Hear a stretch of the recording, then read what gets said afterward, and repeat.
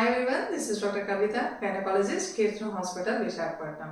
So usually gynecologist ni consult chese common complaints lo maro complaint entante heavy bleeding.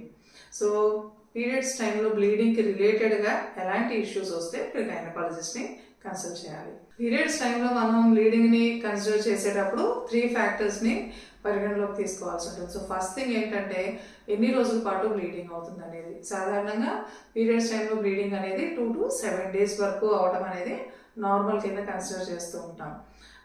And second thing ఏంటంటే ఎంత amount of bleed అవుతుంది అనేది.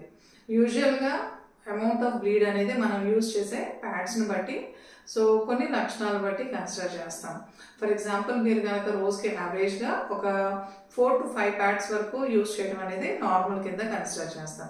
In case 4 pods కన్నా ఎక్కువగా కనుక వాడాల్సిన అవసరం వస్తే దాన్ని మనం హెవీ బ్లీడింగ్ కింద కన్సిడర్ చేయొచ్చు. అలాగే మీకు కనుక ప్యాడ్స్ 2 hours కన్నా తక్కువ డ్యూరేషన్లోనే చేంజ్ చేసుకోవాల్సిన అవసరం వస్తున్నా లేదా నైట్ టైం స్లీప్లో కూడా ప్యాడ్స్ చేంజ్ చేయాల్సిన అవసరం ఉన్నా సో ఇలాంటి సందర్భాల్లో కూడా బ్లీడింగ్ హెవీగా అవుతుందని కన్సిడర్ చేస్తుంటాం.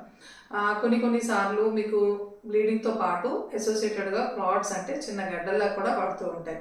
సో అవి కూడా అబ్నార్మల్ కిందే కన్సిడర్ చేస్తాం. చిన్న క్లాట్స్ అనేవి యూజువల్గా పీరియడ్స్లో కనపడటం అనేది జరుగుతూ ఉంటుంది. In case me clot size కనుక 2.5 centimeters అంటే ఇంచుమించుగా 1 inch కన్నా ఎక్కువగా పెద్ద పెద్ద బిట్స్ లాగా కనుక క్లాట్స్ వస్తున్నట్లయితే సో దాన్ని కూడా మనం అబ్నార్మల్ కింద కన్సిడర్ చేయాల్సి ఉంటుంది.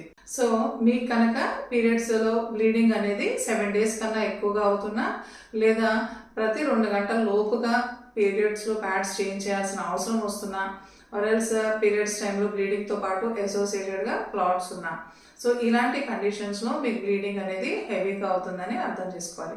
సో ఇలాంటి సిచ్యుయేషన్స్లో కొన్నిసార్లు మీకు గర్భాశయంలో ఫైబ్రాయిడ్స్ కానివ్వండి లేకుంటే ఎండోమెట్రియల్ పాలిప్స్ కానివ్వండి ఆర్ఎల్స్ పీసీఓడి రిలేటెడ్గా ఉంటే హార్మోనల్ ఇష్యూస్ వల్ల ఎండోమెట్రియల్ హైపర్ప్లేషియా అనే కండిషన్ ఉండడం కానీ ఇలాంటి కొన్ని సిచ్యుయేషన్స్ ఉండే అవకాశం ఉంటుంది. కాబట్టి తప్పనిసరిగా మీ గైనకాలజిస్ట్ని కన్సల్ట్ చేసి ప్రాపర్గా ఎవాల్యుయేట్ చేయించుకోవాలి.